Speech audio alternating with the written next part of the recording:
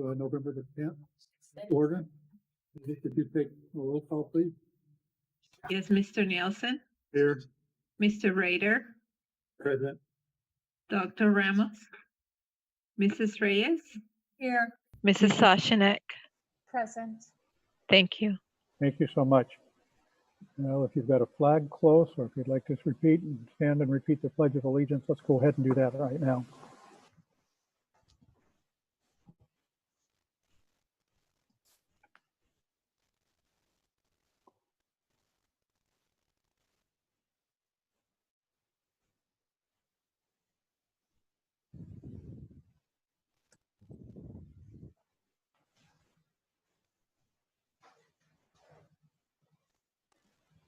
I'd like to take just a minute now for a moment of silence. I'm sure each one of us have concerns and thoughts with family, friends, and even the nation. If you would just keep all those thoughts in your prayers and your thoughts as we take a minute right now.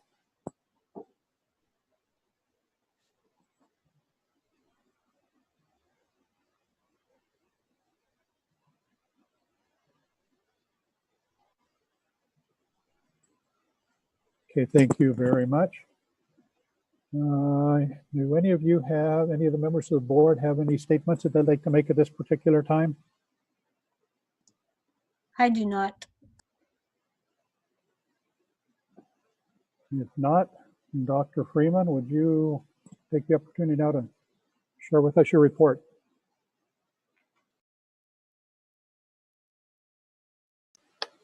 Certainly. Thank you, Mr. President. One of the things that I didn't write down in my report for this meeting was because I thought Dr. Ramos Pell was going to report on the School Boards Association county meeting, which was held during the last month. And county officers were elected. And I believe also they discussed about things upcoming at the December conference.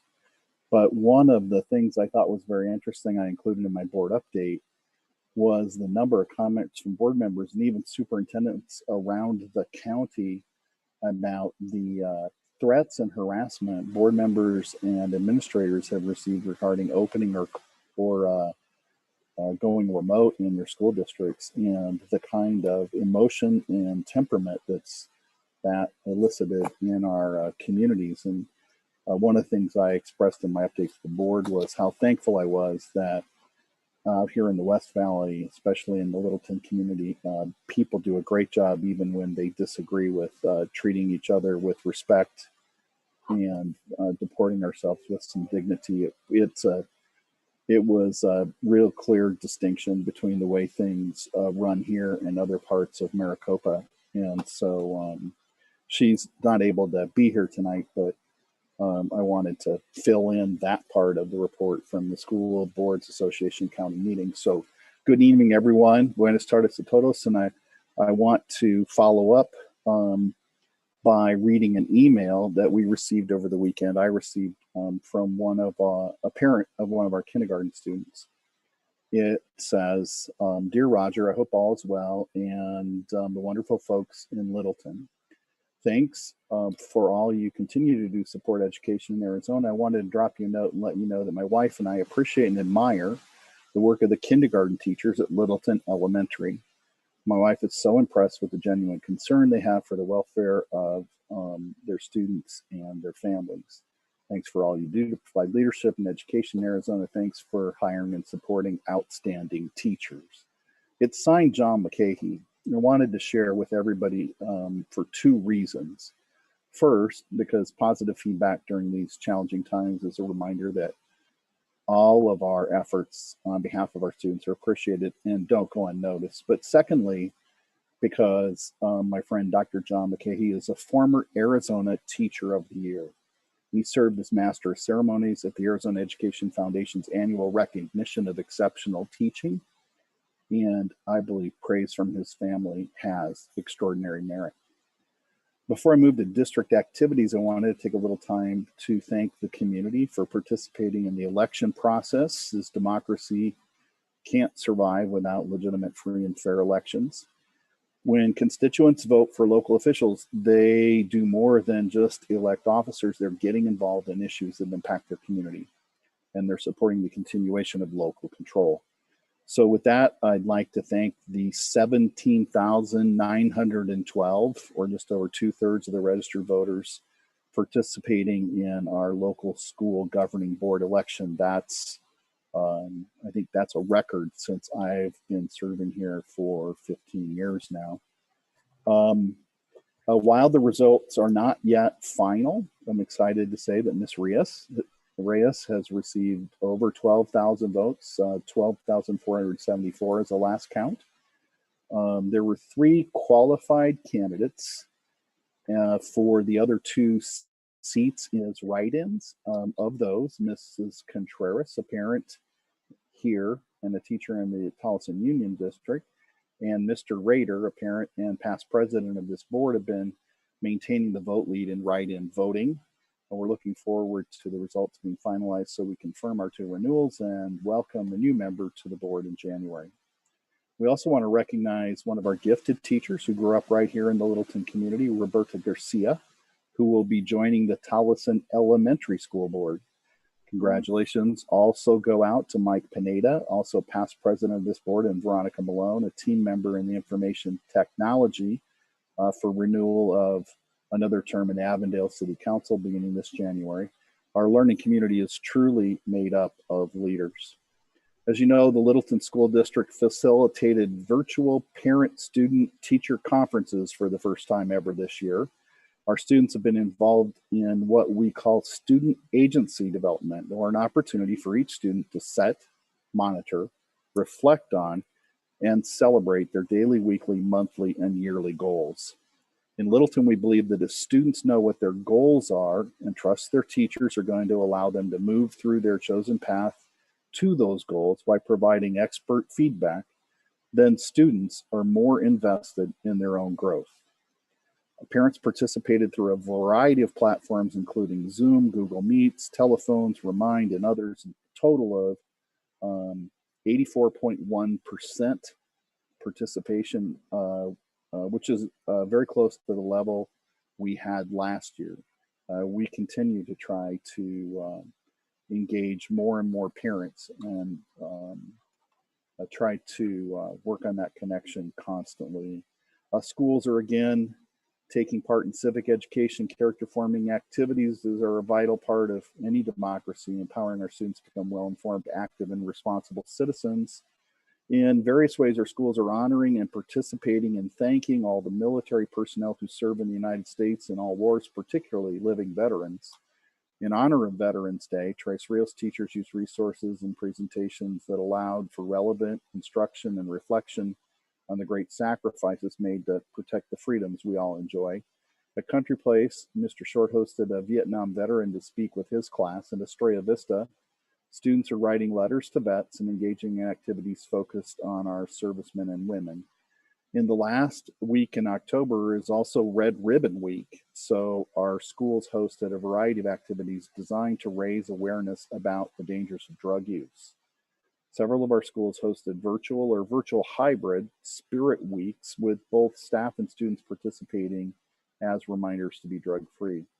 Teachers at Country Place were provided with activities to promote healthy life choices from the redribbonweek.org. Fine Arts middle schoolers viewed the Red Ribbon channel on Discovery Ed, and they were able to explore the topic, play some interactive games, and then Tres Rios students and staff took the drug-free pledge at Estrella Vista, Littleton STEM, Quinton STEM, and Tres Rios.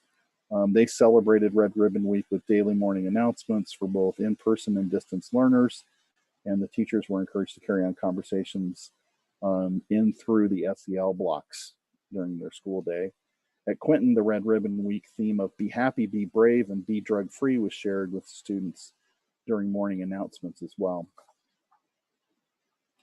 October is also National Bullying Prevention Month, intended to raise awareness on bullying. Staff are provided resources to teach mini lessons around bullying prevention during their SEL time, as well as resources to share with families via social media, Remind, and class newsletters. Collier Elementary continued to encourage families to view their online bulletin boards that display creative things that both teachers and students have done and are currently doing for Kids at Hope, social emotional learning, bullying prevention. Quentin held 2 Mix It Up days when students at all grade levels were encouraged to find someone they didn't know and learn more about them, while physically distancing, of course. Fine arts students learned what it means to be an upstander and encouraged and engaged in discussions about how they would handle themselves in various situations where bullying might be occurring. During Trace Rios's virtual Kids at Hope Academy, students viewed a bullying prevention message, courtesy of Mr. Rickert and DJ Nelson. Estrella Vista shared cyberbullying information through social media and their school newsletters. Country Place continued with the tradition of classes participating virtually in Blue Up Monday. That's BLUE, not BLEW. Blue Up Monday, in which teachers and students were encouraged to wear a blue shirt to make a statement against all types of bullying. Students were able to incorporate leadership habit number 5, which is to seek first to understand and then be understood, into their lessons. We're starting to see an increase in our meal counts again after fall break. In October, we distributed 63,853 meals. 5-day meal packs were distributed to families on October 22nd and 23rd. We want to encourage all of our families to take part in our meals program, and we'll continue to monitor the demand to help ensure our students are able to meet their daily nutritional needs while they're learning from home. We'd like to express our appreciation to Jay Johnson for his donation of face shields for teacher and student use, to Kim Graham with the Arizona Education Foundation for a $500 donation to Quentin STEM Academy, and to Ricardo Garcia for his donation of a sax, electric cello, and violins. And that's all I have this evening. Thank you so much, Dr. Freeman. Appreciate that. We do have 2 proclamations that we'd like to read here tonight. One on Family Engagement Month and the other on American Education Week. I'll read one of those, and then if one of you would like to read the other one when I finish. Family Engagement Proclamation. Whereas the mission of the Littleton Elementary School District is to serve Arizona's education community, ensuring that every student has access to an excellent education. And whereas our vision is that families, schools, communities are engaged in every child's education to enhance student achievement. Whereas the Littleton School District partners with families and schools to improve college and career readiness skills. Whereas, oops, went up a little bit too far. Whereas Littleton Elementary School District's educators collaborate with families to form a strong educational frame for all children from preschool through high school. Whereas research indicates that families who are welcomed in a safe and healthy learning environment that respect culture, socioeconomic, and linguistic differences build positive relationships with school staff. And that schools that establish and maintain effective two-way communication with families increase participation in the learning process. And families who engage their children in at-home learning activities and monitor homework help students achieve academic expectations. Schools that include families in their decision-making process develop shared goals and actions to improve school and student education. And families who understand developmental milestones and academic expectations are confident and guide their children towards scholastic and social successes. And communities that collaborate to strengthen family engagement initiatives impact positive outcomes. Now, therefore, the governing board of Littleton Elementary School District number 65 hereby proclaims November as Family Engagement Month. And we commend families, school staff, community members who encourage who encourage student achievement and form meaningful partnerships to behave in behalf of our children's future. Second one. Would one of you like to read that one?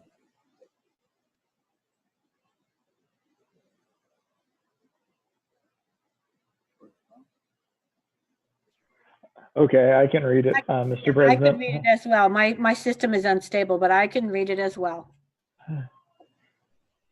John, go ahead and read that one if you wouldn't mind. Of Thank you, course, Ken. Mr. President. American Education Week Proclamation. Whereas public schools are the backbone of our democracy, providing young people with the tools they need to maintain our nation's precious values of freedom, civility, and equality. And whereas by equipping young Americans with both practical skills and broader intellectual abilities, schools give them hope for and access to a productive future. And whereas education employees, be they substitute educators, custodians, teachers, bus drivers, or librarians, work tirelessly to serve our children and communities with care and professionalism. And whereas schools are community cornerstones, bringing together the voices of adults and children, educators and volunteers, business leaders and elected officials in a common enterprise. Now, therefore, the governing board of Littleton Elementary School District hereby proclaims November 16th through 20th, 2020 as the 99th annual observance of American Education Week. Thank you very much. I appreciate that. All right. That takes care of that item. Next item. Ms. Vandewater, would you like to present the program showcase for this evening? Absolutely. President Nielsen, members of the governing board, Dr. Freeman, I am excited to present to you our program showcase for this evening. Tonight, Littleton's Fine Art Academy will showcase teachers sharing their story of resilience and creativity as they learned to adapt to providing our students with continued arts education in a virtual and dynamic distance environment. They will highlight many of the unique opportunities they were able to offer our students and what lies ahead for Fine Arts Academy. Art education provides our Littleton students with an integrated approach to academic achievement, social and emotional development, civic engagement, and equitable opportunity. Involvement in the arts is associated with gains in math, reading, cognitive ability, critical thinking, and verbal skills. Arts learning can also improve motivation, concentration, confidence, and teamwork. Please help me in welcoming Principal of the Fine Art Academy, Mr. Charlie Blanton, to share the school's program showcase. Mr. Blanton.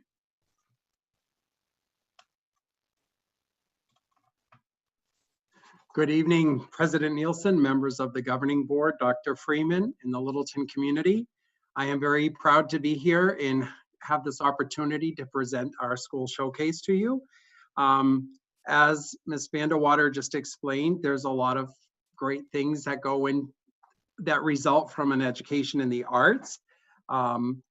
We got a little scared when the pandemic happened, like what was going to happen to our programs, but through creativity, our related arts teachers figured out a lot of things. So this video you are about to see highlights how our fine arts teachers use a combination of creativity and technology to afford students meaningful experiences in the arts. I'd like to give Mr. Travis White, I'd like to thank him for his collaboration with the related arts team in procuring video clips that highlight just a few of the many innovative ways that they have used to provide resources and using district resources to engage students in arts-related activities that allow them to have fun while learning and demonstrating their skills in the arts.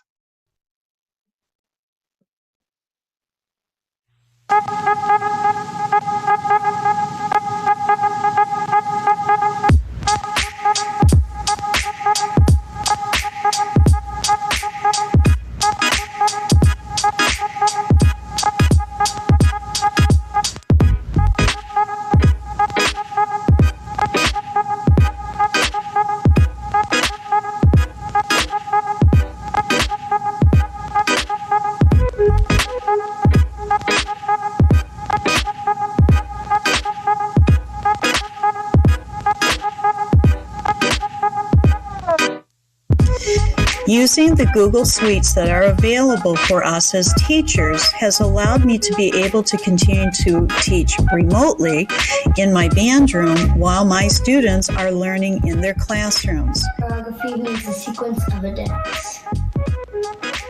This is my dance place. Space. Space. Guys, I'm going to show you how to do the point and flex.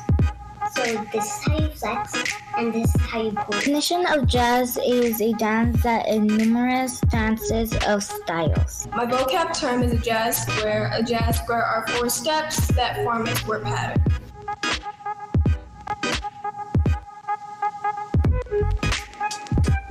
This is part 3 of my dance reflection for dance class. 5, 6, 7, 8. 1, 2, 3, 4, 5, 6, 7, 8.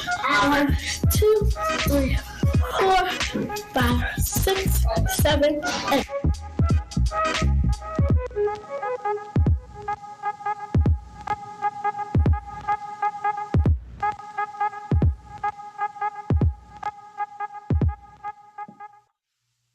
At the school, and it's definitely been interesting to say the least, and there have been some challenges, but there have been ways that I've been able to overcome some of these challenges, and I think I've learned a lot being mostly online, right? So really quick, some of the challenges that I've faced have been internet issues with computers, space limitations. So if we're doing an activity that involves some kind of movement, sometimes students aren't unable to do so because they are either in the kitchen or they're not in a safe area. I don't want students to be in the kitchen on a hard floor doing some of these movements. So it can be a little tough sometimes when it comes to that. Being able to overcome this, I got Flipgrid videos that I've been using as PE challenges to kind of get kids continuing to participate, and if they need a PE fix, they can always go on there, and if they do so, they will receive extra credit. I also record my lessons in case students do miss them, and I'm really gracious that the district has purchased Nearpod, and I have been using Nearpod for nearly every lesson that I have. The acquisition of Nearpod for our district has been huge. This program is simply magical. I don't know any other way to put it. For my music education classes, this allows me to assign student-paced lessons as well as do live participation. Setting up one of these lessons is so easy, and it takes no time at all to get our students really engaging in our synchronous online teaching via Google Meet. I have so many activities that my students do inside my music classroom. The Draw It tool has been specifically helpful. I can actually take a piece of music and I can have my students directly draw on that music. They can label things like dynamic marks and tempo markings. They can count out rhythms and count the measures in their music. It's really great, has been great for rehearsal as well. We've also been finding really cool, unique ways to get our students playing again and singing again. This is a website called Musicators, which allows me to take any piece of music and actually have kids play along using their one-to-one Chromebooks in class. Their space bars can become drums. The microphones from their computers actually analyze their voice as they sight sing. Another amazing program that is actually allowing our kids to do some of the things that they did in class before we started the pandemic.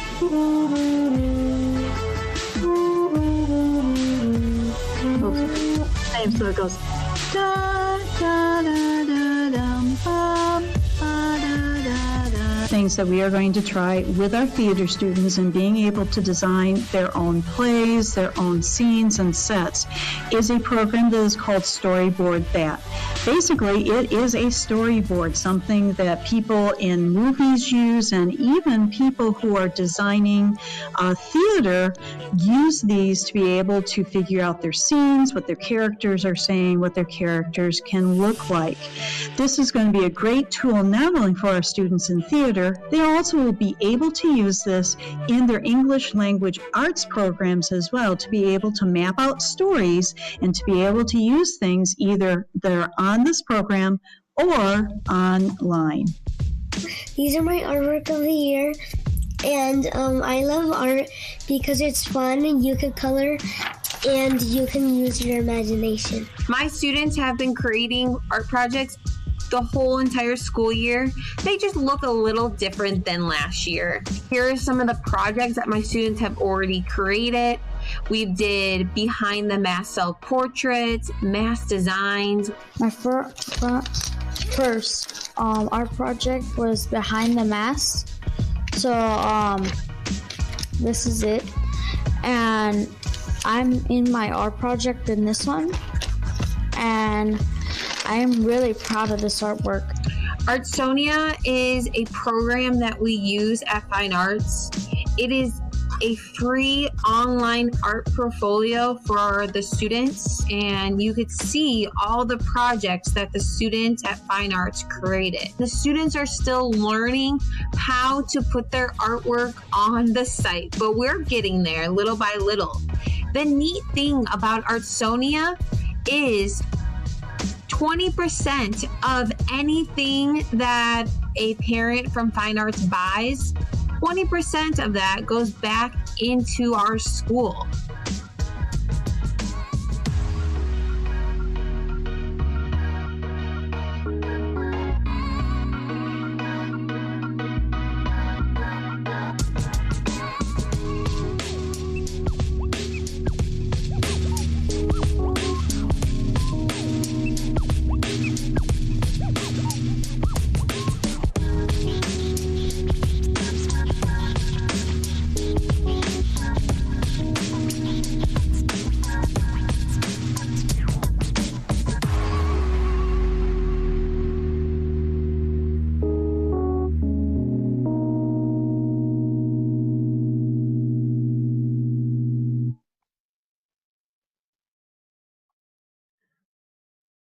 I would like to say on behalf of the Fine Arts staff, we'd like to give thanks to the governing board members for their unwavering support of the arts and their dedication to providing Littleton students with the technology and resources that engage and inspire students while preparing them for future success. So thank you for that support.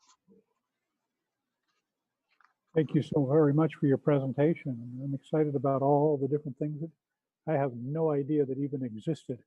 Being an engineer, you don't get into those things, okay? Thank you. Appreciate that so much. Thank you, Mr. Blanton. All right. We will now open the meeting or call to the public. Ada, have there been any emails, anything that have been brought to your attention? We did not, Mr. President. Okay. There have been none that have been brought to her attention. We'll move on then to item number 9, which is the consent agenda. Do any members of the board wish to pull or remove any of the items in the consent agenda? If not, may I have a motion to accept those items that are there? This is Amy, and I move that we approve the consent agenda as presented. Thank you, Amy. This is John. I'll second.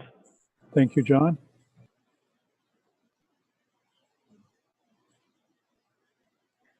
Mr. Nielsen, Aye. Mr. Rader, Aye. Mrs. Reyes,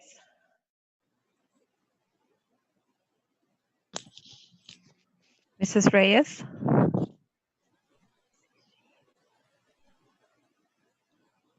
Mrs. Soshanek,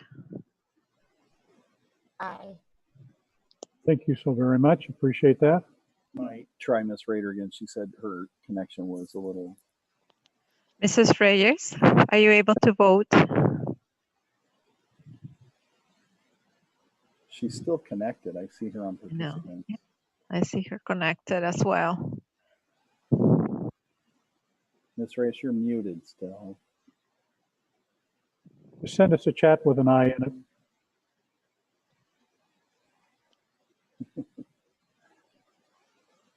Okay, we'll try to grab her vote because Okay. I know she's present. I don't think she's abstaining on purpose. Yep. All right. let's I'm go. sorry, my internet's fading in and out. I heard you, but I can't always respond to you. Just Can say you hear aye, me? please. I've already read it and I have no, I can say aye, I've read it already. Thank you. Great. Thank you. Appreciate it, Kathy. Sorry, I will get back to you as soon as I can. Just bear with me. Yep. Okay. All right, item number 10. Back to you, Ms. Vanderwater. We have, I think, the last IAP for the year to be presented for tonight. Yes, thank you. President Nielsen, members of the governing board, Dr. Freeman.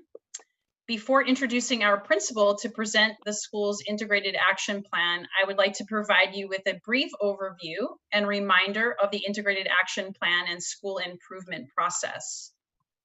The comprehensive needs assessment, root cause analysis, and integrated action plan for all Title I schools includes Title I, II, III, IV school improvement, and move on when reading. School use the 6 principles, indicators, and elements to identify strengths and needs in order to increase student achievement and strengthen school systems leading to sustainable improvement.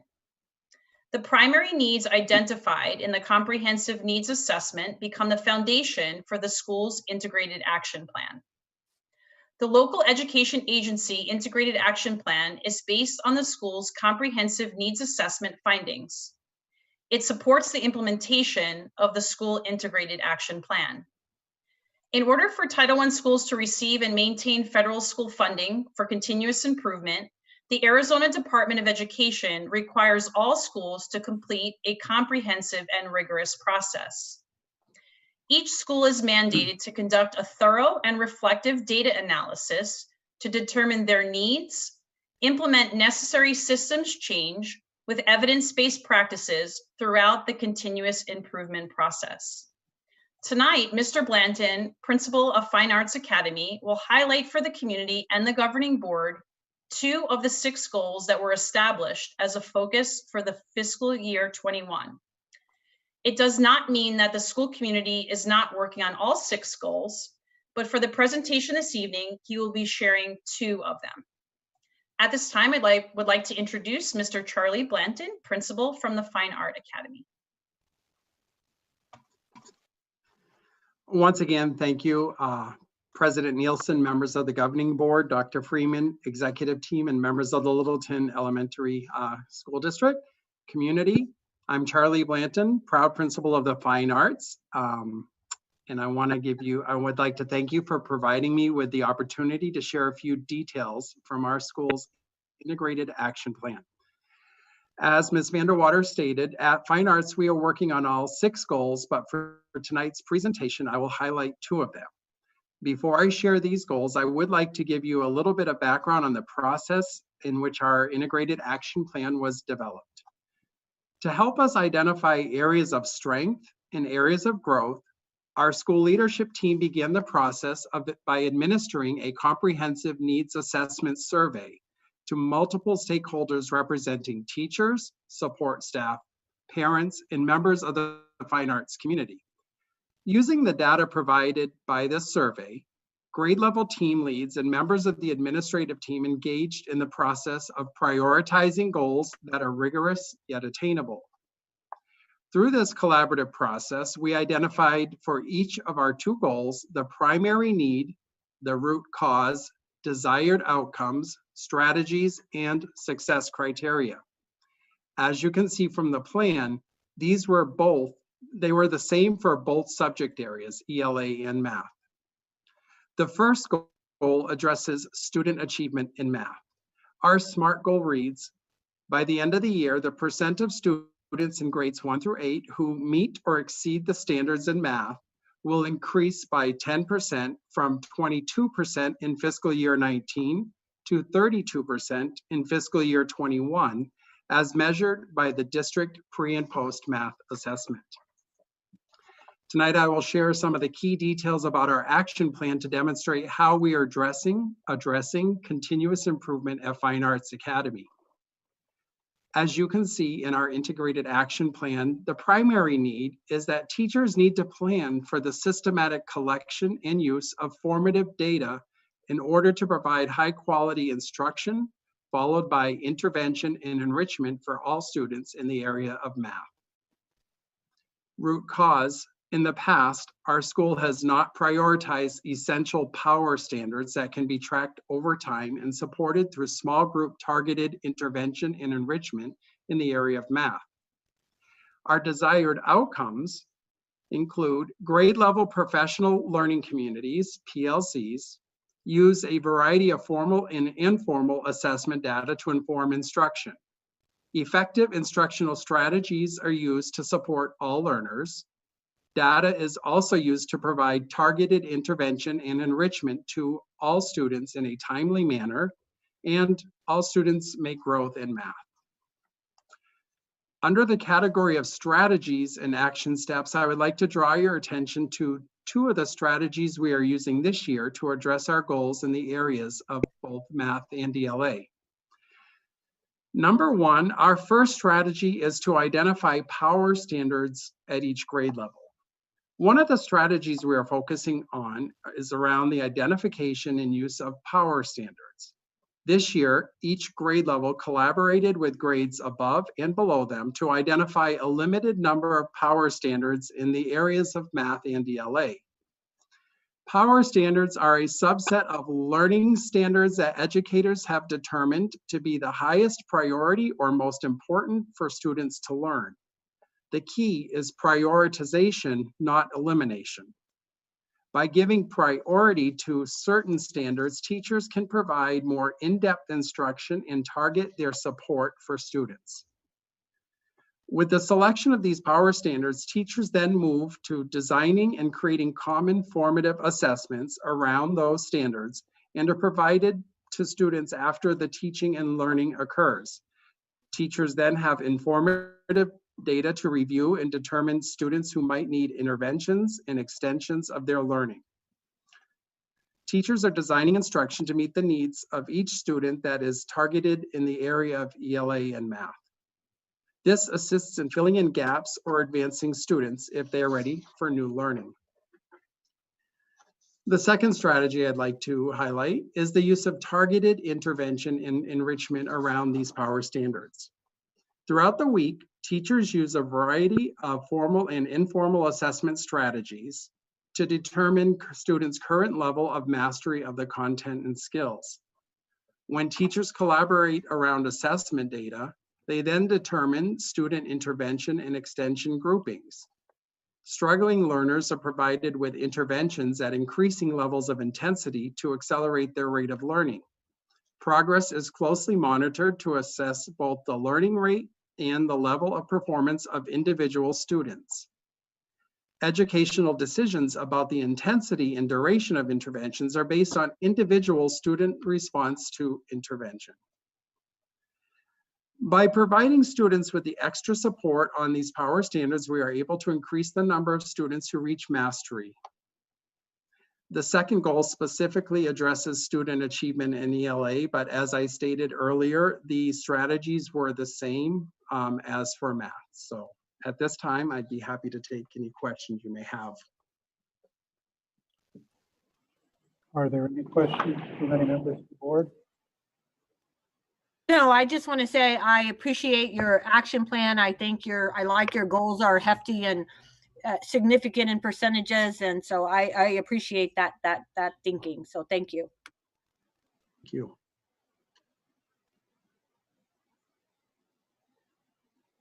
With others, I just had the same type of a comment where we're looking as a board to focus more on math and reading and trying to get our kids to the point where they can leave school with an opportunity to be whoever they want to be, what they want to be, and whatever industry or college they decide to go to. So we appreciate, again, the focus on these two goals. Thank you. If there's nothing else, we appreciate your presentation tonight and look forward to some results next year. Thank you. Thank you, Mr. Blanton.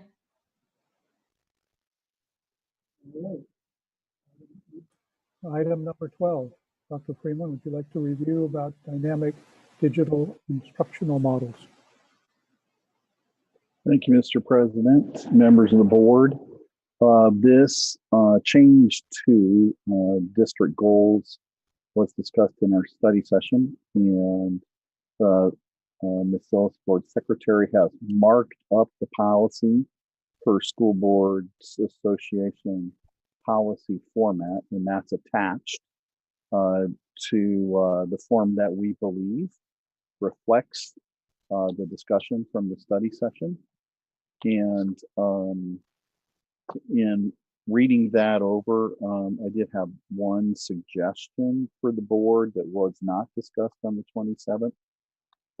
If you pull that up, in our discussion, the board made the observation that technology really is no longer a standalone goal. It's a ubiquitous part of our dynamic digital learning.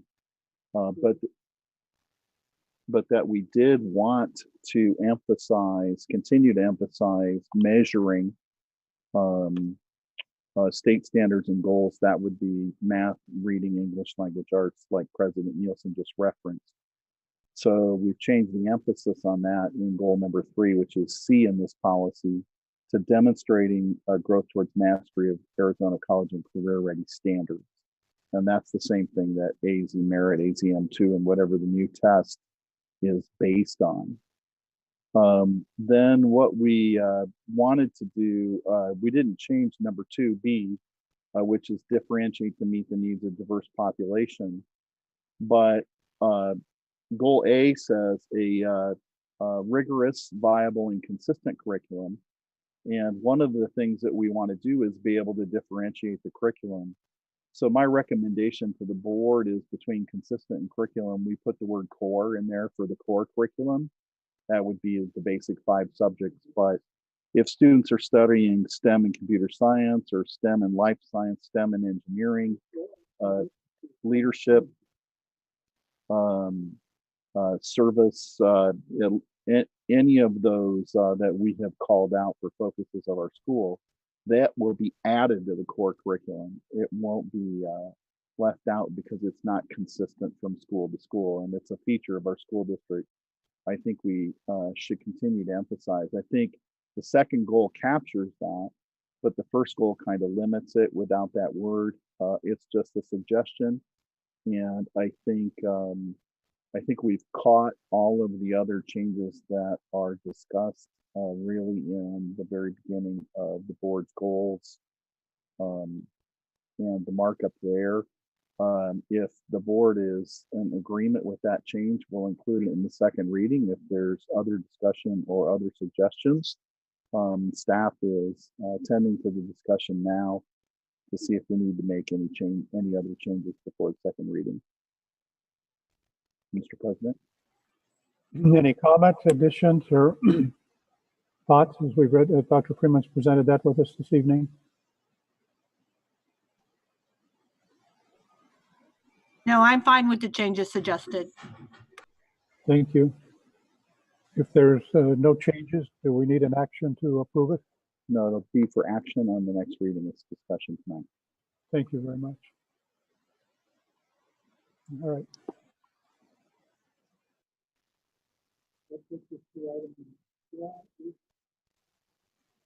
That takes us through item number 12, item number 13. No, we're in 12 right now. Okay. So there's no comments on the board. Do we need anything else done with that one? Number 12 is COVID metrics, and we do need a discussion of that by the board tonight to give some guidance to the leadership team. What this item is a review of much of the information the board has already seen on COVID metrics.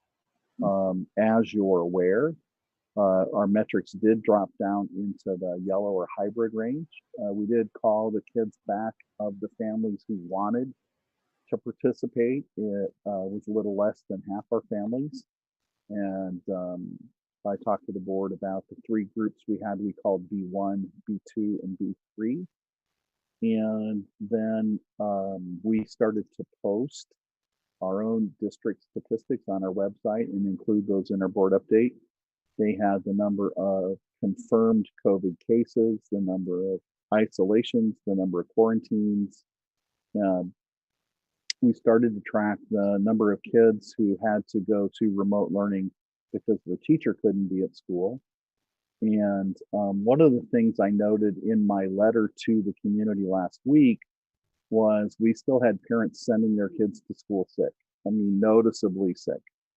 And so if we're going to be able to keep in-person instruction, we're going to need to increase the level of community cooperation.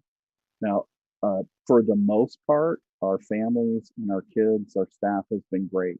I think the kids who were in person last week and the week before were super excited to be in school. The staff was happy to see them. You know, the people who work here want to see the kids in school in person and be able to do that. It's a handful of people who are not observing all the requirements. I really think, you know, our kids would not only wear a mask, but wear anything we ask them to if we want to come be in school. And I mean, it was really great to see their faces. What we're finding, and I was on a call with superintendents around the county Friday, is that in high schools, for instance, the school's not offering homecoming festivities. They weren't having any kind of celebration of Halloween, but families got together and held their own homecoming parties and had their own Halloween parties. In our case, our kids are participating in youth sports. And, you know, of course, it's hard to play soccer with a mask on. But what you find is the people who are there to watch practice and watch the games also aren't wearing masks. I stopped at Fry's on the corner here of Buckeye and Avondale on the way home the other night and saw several families with no masks at all going around the store shopping.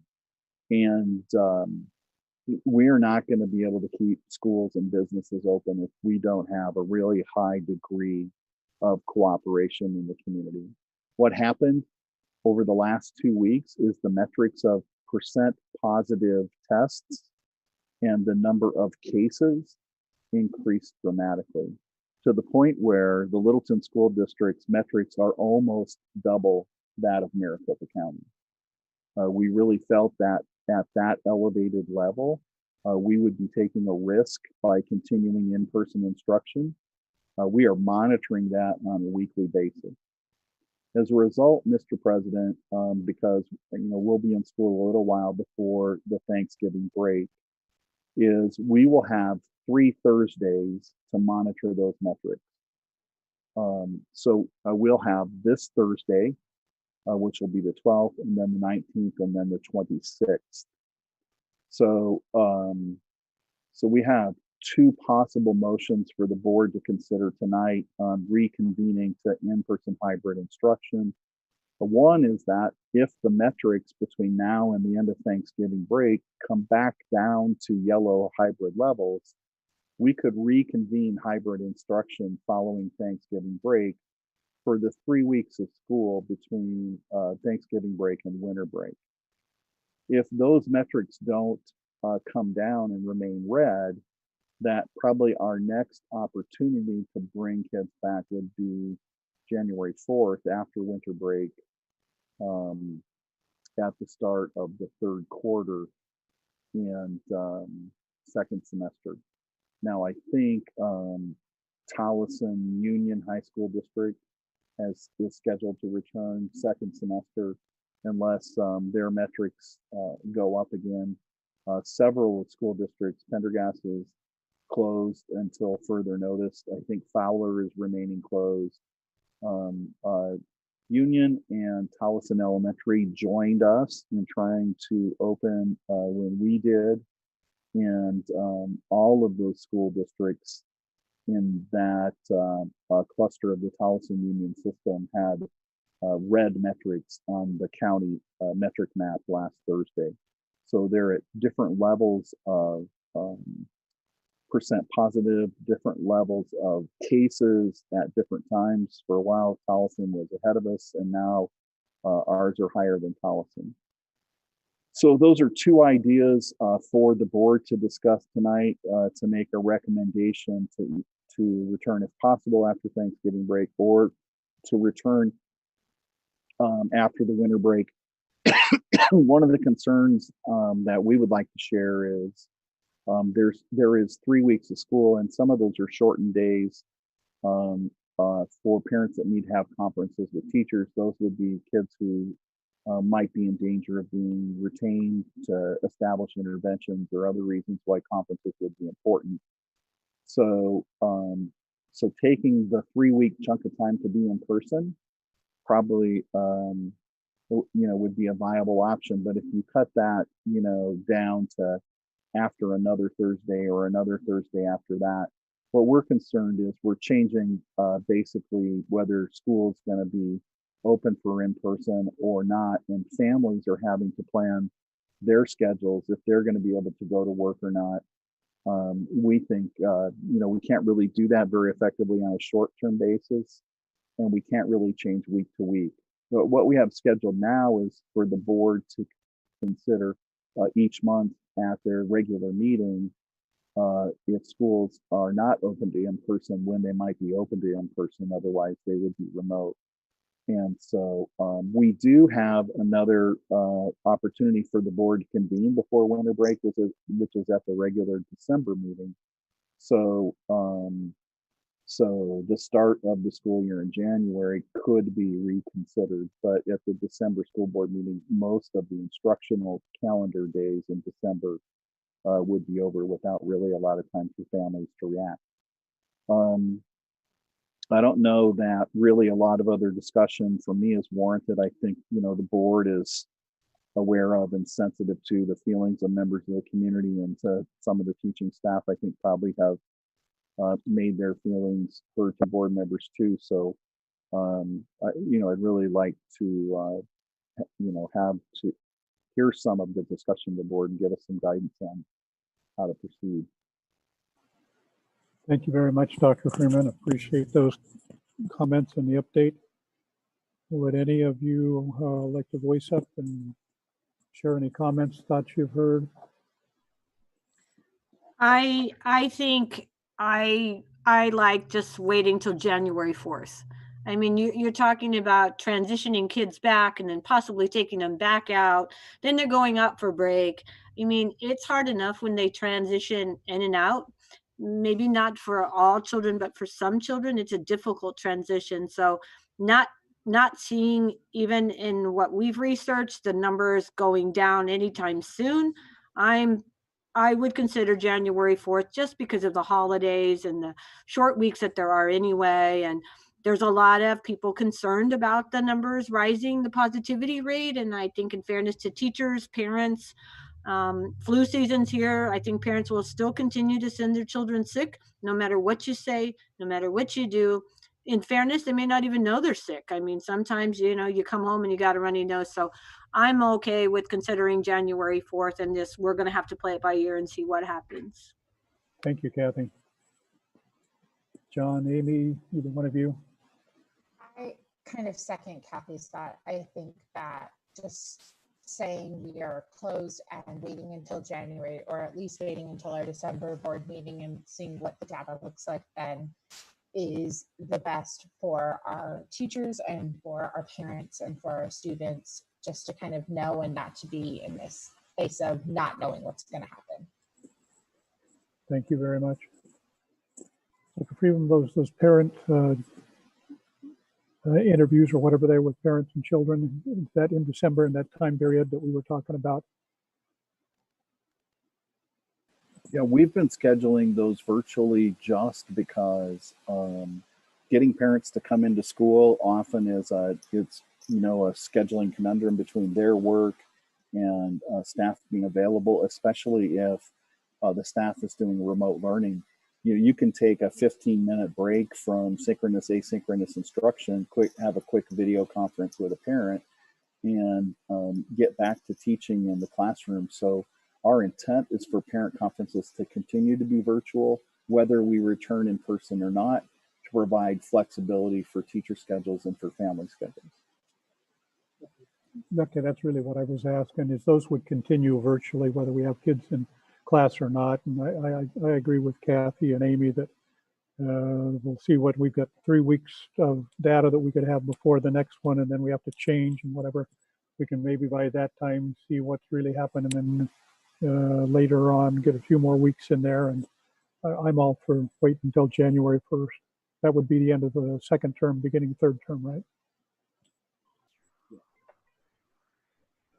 Yeah, Mr. President, this is John. I was just about to say the same thing. It does look like the positivity numbers and the case numbers are going to continue to go up, and I think we have to let public health guidance drive our decision making for the safety of our staff and our students. So I would concur with keeping our classrooms closed until January 4th.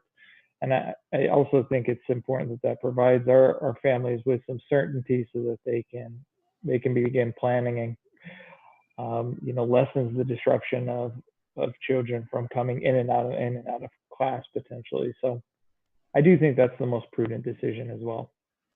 Thank you very much. Well, with all of you agreeing to that, I would go ahead and read the second item right there.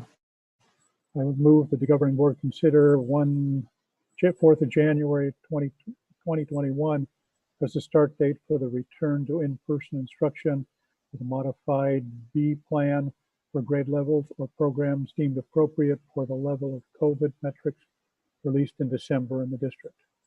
This is Amy, and I'll second. Thank you, Amy. Mr. Nielsen, Aye. Mr. Rader, Aye. Mrs. Reyes, Aye. Mrs. Sashanek. Aye.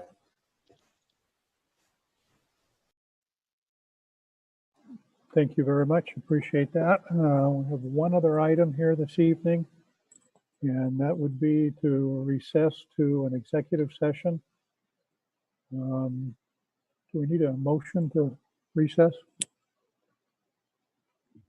I'd like to make the motion and that we recess and the governing board reconvene in an executive session. For those of you who would like to stay on, fine. The rest of you, thank you for being here and participating with us. No action.